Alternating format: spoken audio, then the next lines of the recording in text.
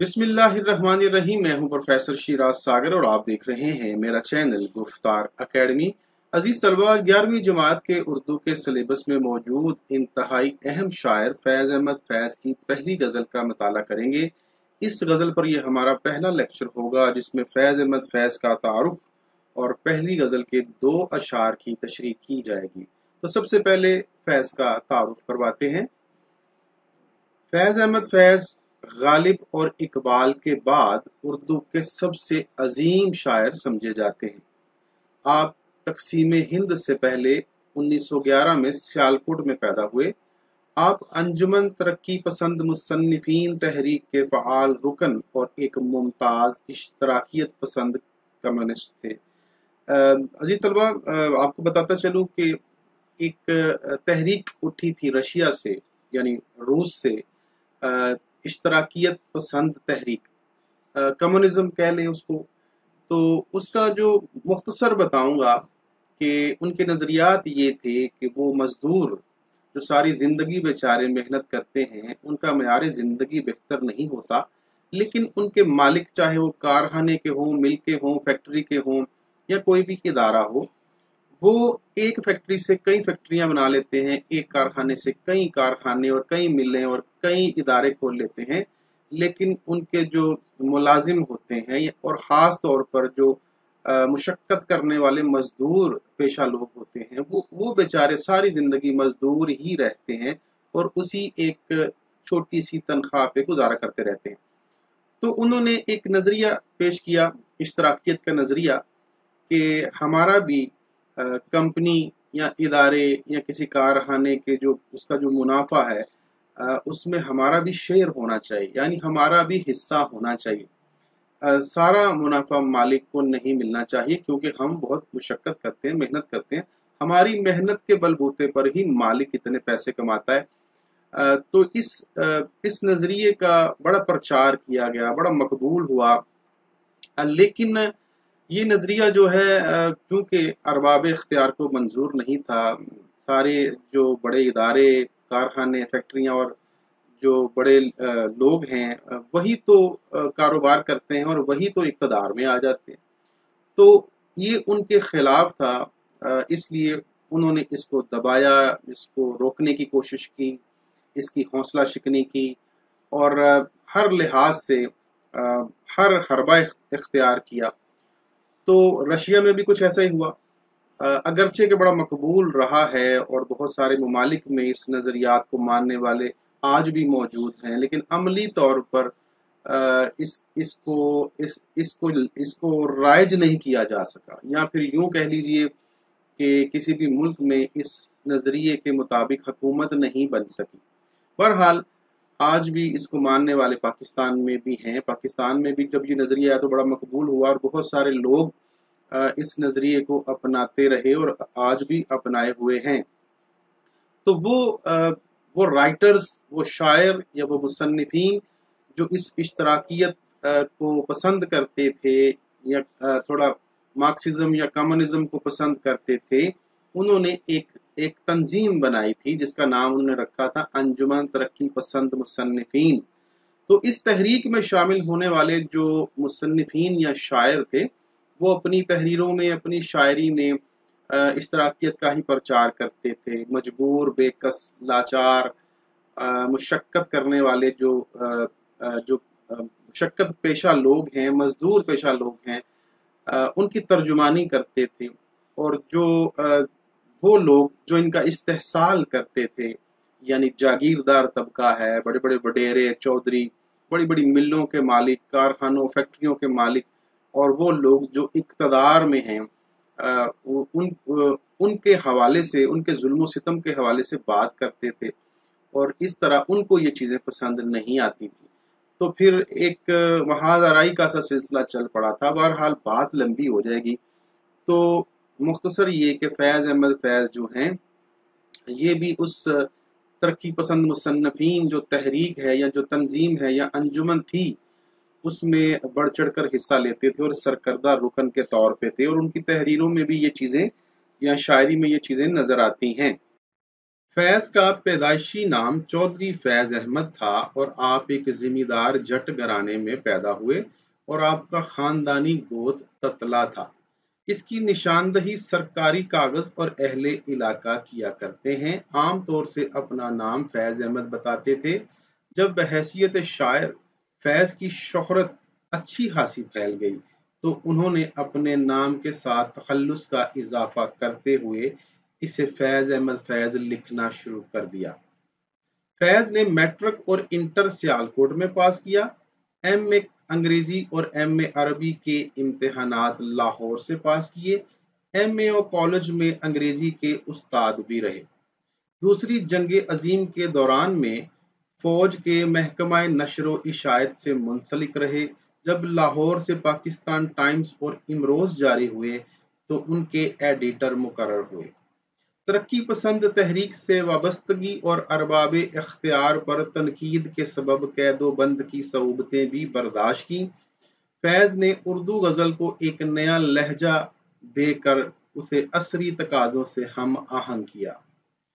फैज का आगाज रुमानी शायर के तौर पर हुआ था, फिर उनके यहाँ तरक्की पसंद शायरी के मौज़ूआत आ गए, मगर इन मौज़ूआत को भी फैज ने बिलअमूम जमालियाती और फ़न्नी हुस्न के साथ अल्फाज का पैराया दिया है। तो आइए अब पढ़ते हैं मतला और उस पर बात करते हैं। इंतहाई अहम शेर, बड़ा उम्दा शेर। न गवाओ नावक के नीम कश, दिल रेजा रेजा गवा दिया।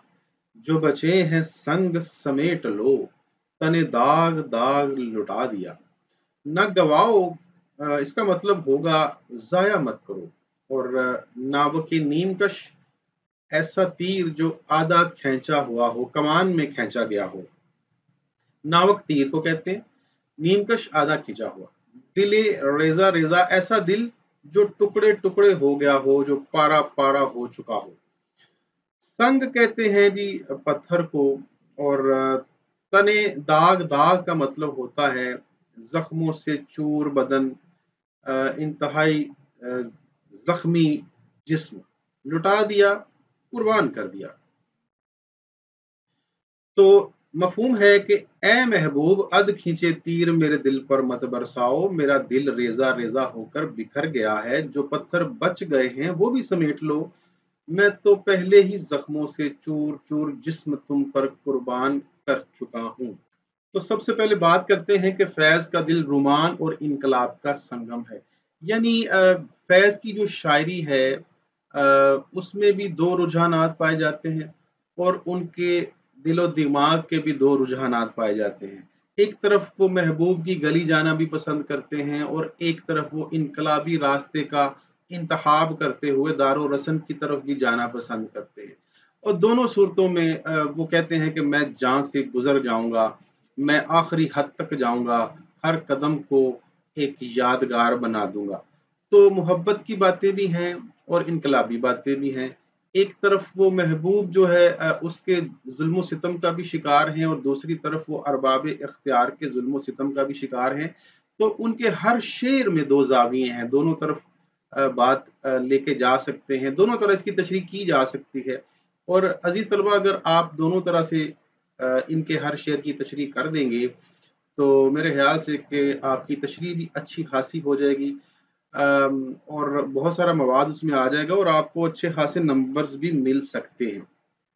तो गम जाना और गम दौरा का हसीन इम्तिजाज है फैज अहमद फैज की शायरी। उनका एक शेर इस बात की गवाही दे रहा है। वो शेर है कि मकाम फैज कोई राह में जचा ही नहीं, जो कुएं यार से निकले तो सुवेदार चले। यानी महबूब की गली से निकले तो सीधे दार की तरफ चल दिए, या फिर फांसी घाट की तरफ चल दिए, या फिर सलीब की तरफ चल दिए। तो रास्ते में और कोई एक भी मकाम ऐसा नहीं जो हमें जचा हो। तो बड़ा उम्दा शेर है जी, ये भी फैज अहमद फैज का शेर है। तो एक तो इसका जाविया ये हो सकता है कि शायर इस शेर में महबूब की बेरूही का जिक्र कर रहे हैं और बड़े ही अछूते अंदाज में कर रहे हैं।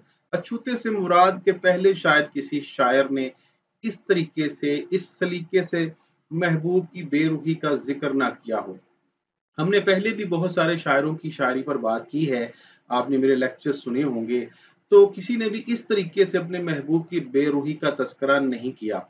हर एक ने ये तो कहा कि हमारा या मेरा महबूब जो है वो कज अदाई से काम लेता है, बेरुखी से काम लेता है, सीधे मुँह बात नहीं करता, इल्तफ़ात से गुफ्तगू नहीं करता, हँस के बात नहीं करता और हर वक़्त तड़पाता, सताता और जलाता रहता है। लेकिन यहाँ फैज़ अहमद फैज़ ने बड़ा अछूता अंदाज़ इख्तियार किया है। वो कहते हैं कि ऐ मेरे महबूब, तुमने जो मुझको मारने के लिए तीर तीर आधा खींच लिया है, इसको ज़ाया मत करो, क्योंकि मैं तो पहले ही मरा हुआ हूँ या बिल्कुल मरने के करीब हूँ।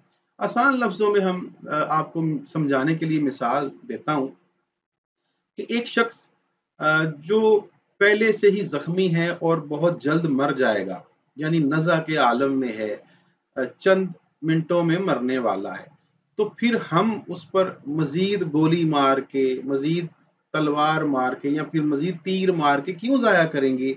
हम वो तीर सँभाल लेंगे। तो यही मशवरा शायर जो है वो अपने अपने महबूब को दे रहा है कि मज़ीद तीर मत चलाओ, तुम्हें फ़ायदा नहीं होगा। मैं तुम्हारा मकसद तो मुझको मारना है, तो मैं तो पहले ही मरने वाला हूँ।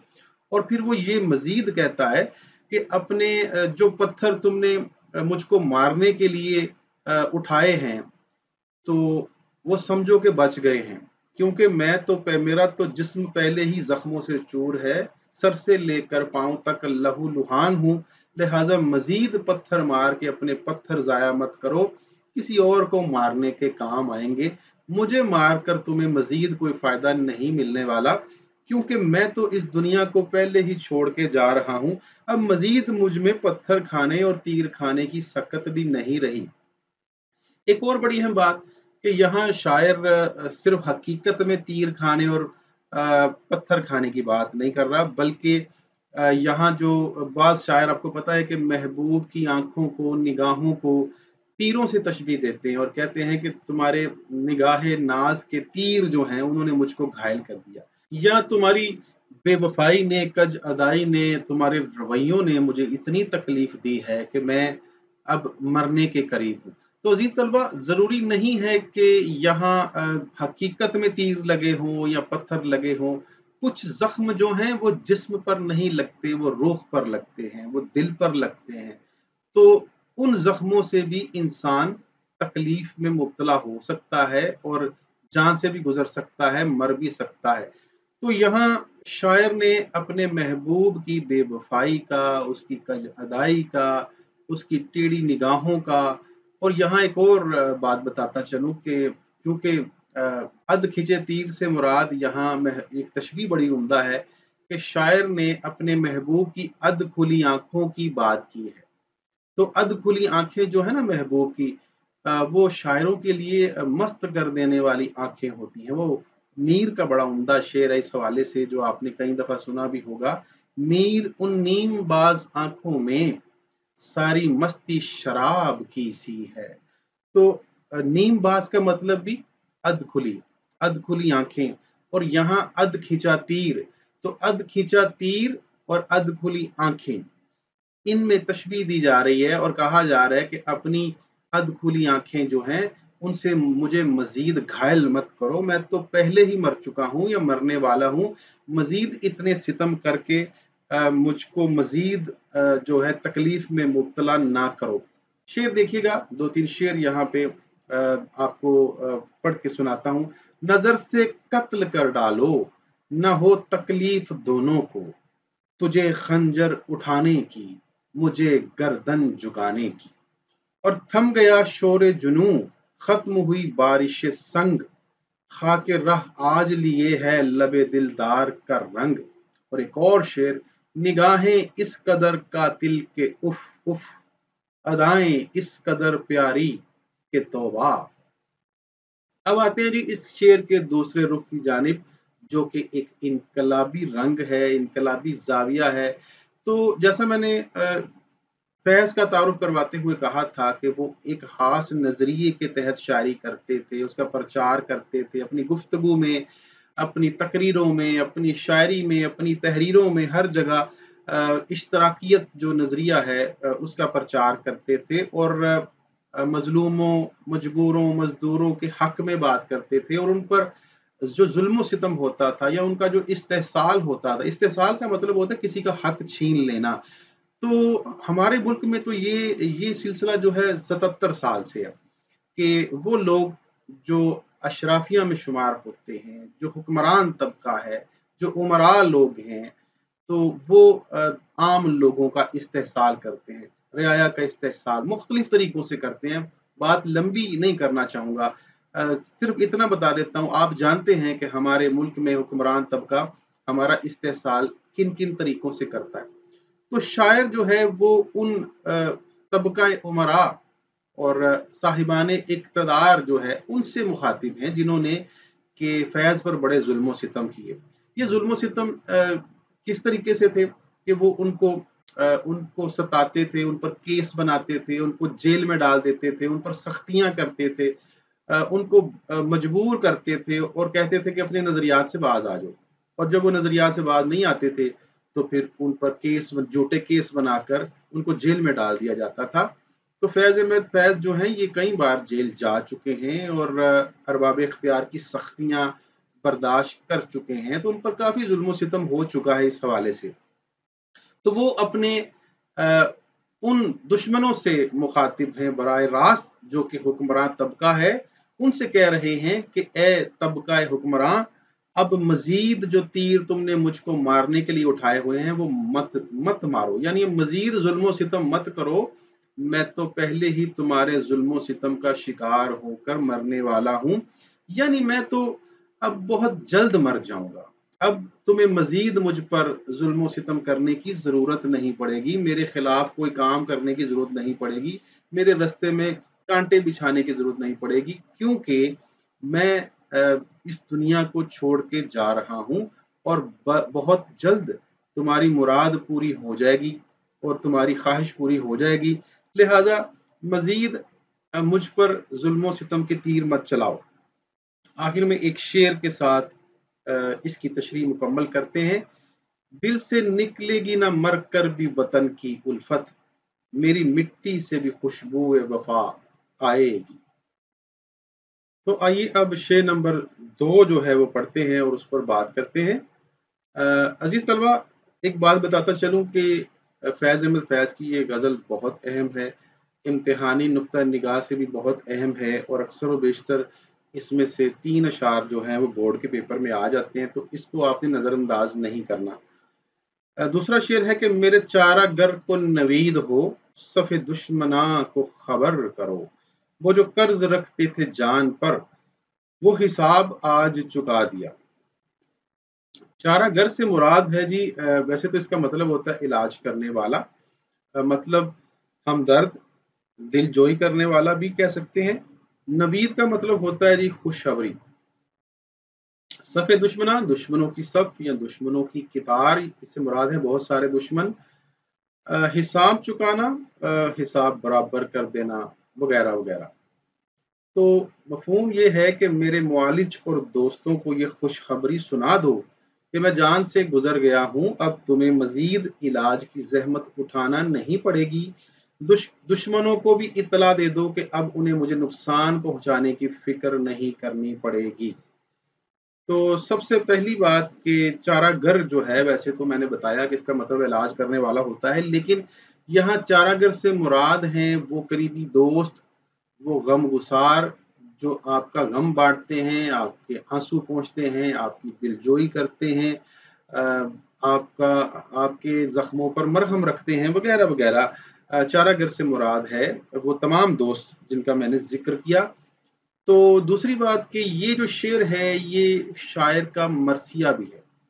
तो फैज़ अहमद फैज़ ऐसे शायर हैं कि जो अपना मरसिया खुद लिखते हैं, यानी जैसा मैंने बताया कि इस शेर में वैसे बताया जा रहा है कि मैंने आज हिसाब चुका दिया है, यानी मैं मर गया हूँ, अब मेरे मरने के बाद मेरे दुश्मनों, मेरे दोस्तों को खुशखबरी सुना दो। लेकिन ऐसा हकीकत में तो नहीं हो सकता। वैसे भी आम तौर पे जब हम लेक्चर देते हैं तो बच्चे सवाल करते हैं कि जब शायर मर गया है तो फिर ये शेर किसने कहा।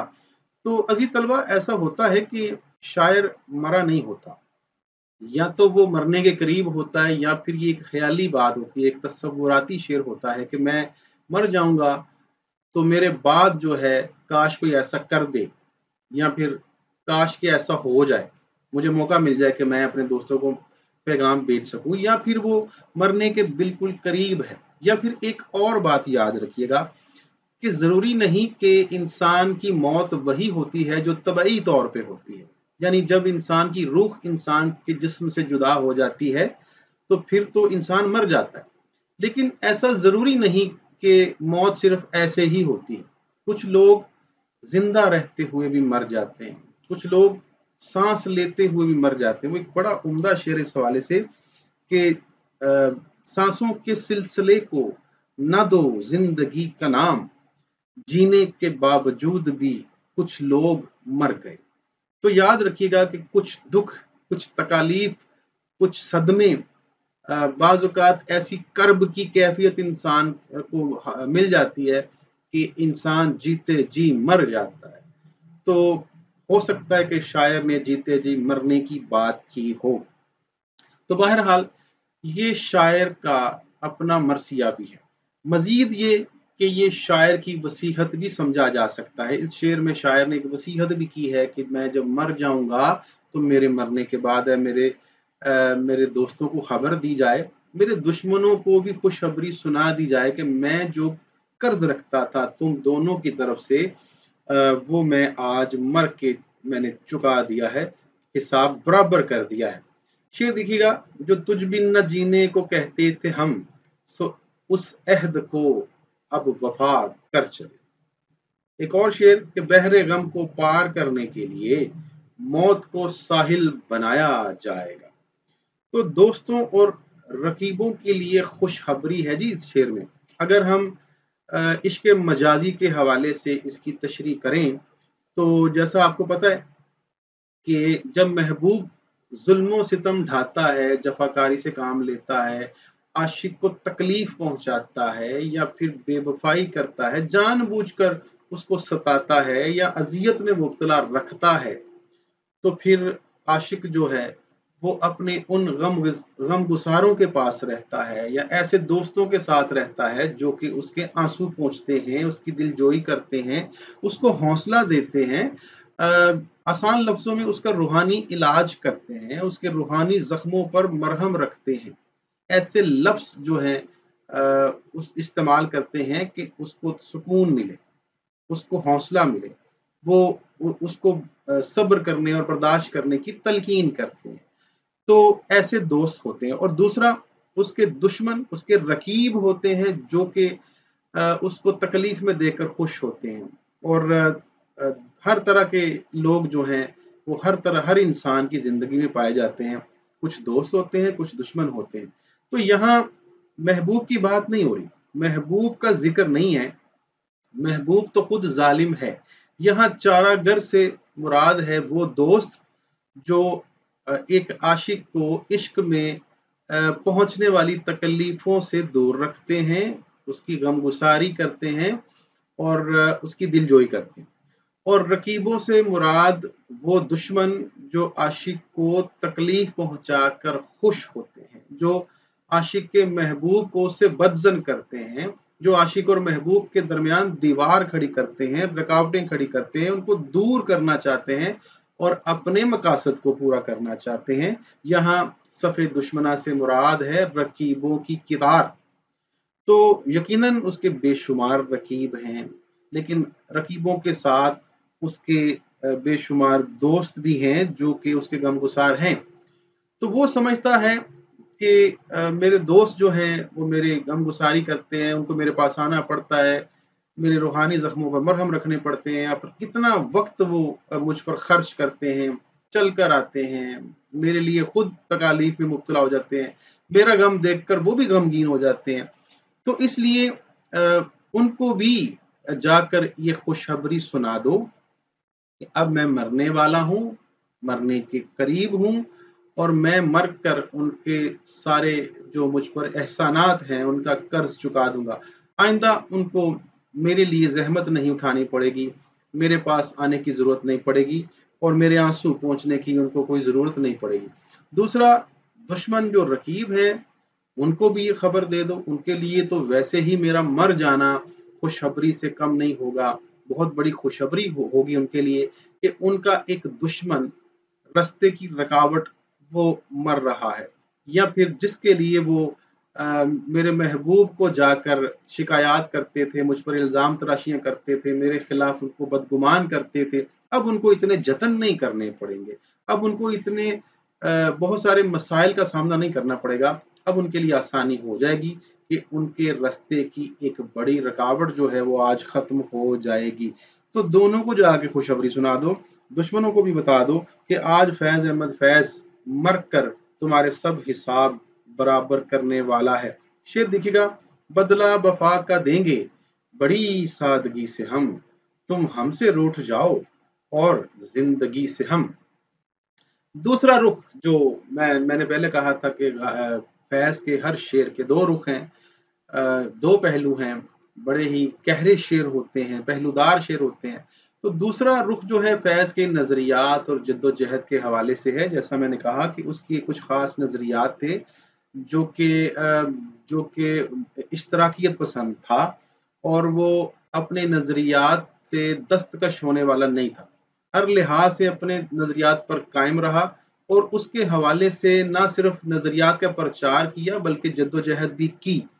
तो वो जो तबका हुक्मरान था वो फैज़ के नज़रियात से ख़ाइफ़ रहते थे, इसके ख़िलाफ़ हो गए थे क्योंकि फैज़ के नज़रियात उनके अज़ाइम के रास्ते में आ गए थे। तो फैज़ एक बहुत बड़ी रुकावट बन गया था क्योंकि ये एक नामवर शख्सियत, एक नामवर शायर थे और कलमकार थे। तो ऐसे लोग जो होते हैं ना वो अरबाब इख्तियार के लिए बड़े ख़तरनाक साबित हो सकते हैं, जो कि अवाम की दुखती रग को जानते हों, उन तक अपना कलाम पहुँचा सकते हों, उनकी तर्जुमानी कर सकते हों और मुआशरे पर या समाज पर असरअंदाज हो सकते हों, उनको ये लोग कभी मुआफ़ नहीं करते। उनको रास्ते से हटाने के हर हरबे और हर हथकंडे इस्तेमाल करते हैं, चाहे उनको जान से भी मारना पड़े तो वो इससे भी दरेग नहीं करते। तो अव्वल वो उनको समझाते हैं, उनको लालच देते हैं, उनको उख्दों का लालच, दौलत का लालच देते हैं और जब वो फिर भी लालच में नहीं आते, तो फिर उनको धमकी देते हैं, डराते हैं और जो वो फिर भी अगर अपनी हक परस्ती पर कायम रहते हैं, तो फिर उनको मारने से भी वो नहीं चूकते, वो मार देते हैं और ऐसा हमारे मुल्क में बेशुमार दफ़ा हो चुका है। बहुत सारी मिसालें मैं दे सकता हूँ लेकिन मैं किसी का नाम नहीं लेना चाहता क्योंकि फिर मेरा लेक्चर ज़रा सियासी हो जाएगा। तो मैं इसको सियासी नहीं बनाना चाहता।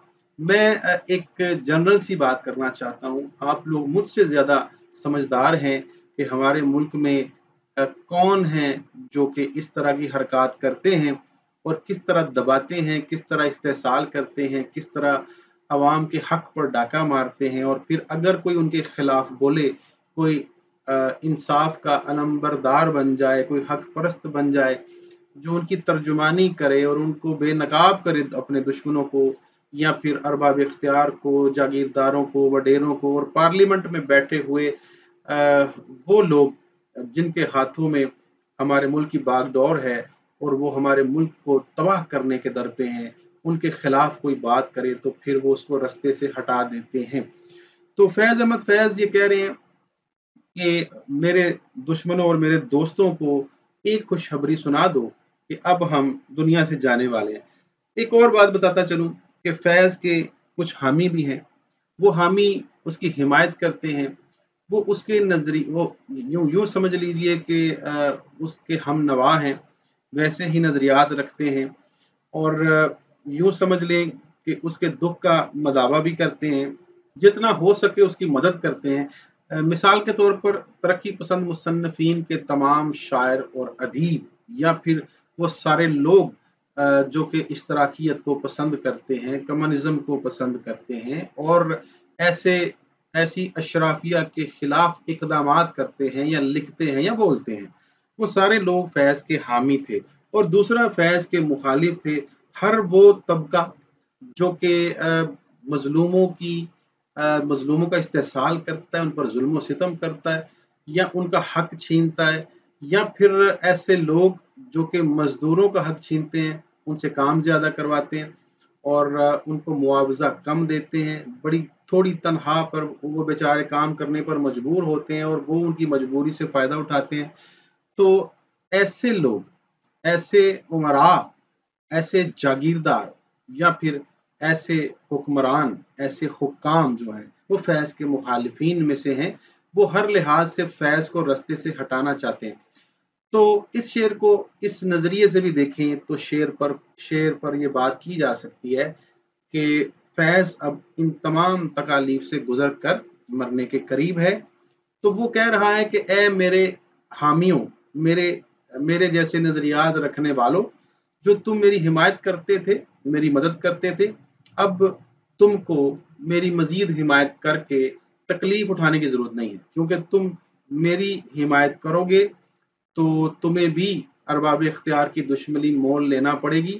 ایک حق پرست، ایک عظیم نصب العین کو لے کر چلنے والا، ایک انصاف کا علمبردار، مظلوموں کی پکار بننے والا، مزدوروں کی ترجمانی کرنے والا اب دنیا سے جا رہا ہے۔ اب تم کو میری خاطر ظالموں کے ظلم و ستم کا شکار نہیں ہونا پڑے گا۔ اور دوسرا انہی ظالموں سے مخاطب بھی ہے کہ اے میرے دشمنوں، اے میرے مخالفوں، اب تم کو میرے رستے میں کانٹے بچھانے کی ضرورت نہیں پڑے گی، میرے خلاف کوئی اقدامات نہیں کرنے پڑیں گے، یا پھر میں اب دنیا سے جا رہا ہوں، اب تمہارے رستے کی ایک رکاوٹ ختم ہونے والی ہے، لہذا تمہارے لیے بھی ایک خوشخبری ہے، اور آج میں تم سب کے قرض اتار کر، اپنی جان سے گزر کر، حساب برابر کر کے دنیا سے جا رہا ہوں، لہذا تم سب خوش ہو جاؤ۔ اور آخر میں ایک شعر کے ساتھ اجازت چاہوں گا۔ زندگی تیری عطا ہے تو یہ جانے والا، تیری بخشش تیری دہلیز پہ دھر جائے گا۔ عزیز طلبہ، اس کے ساتھ ہی اجازت دیجیے۔ اللہ حافظ۔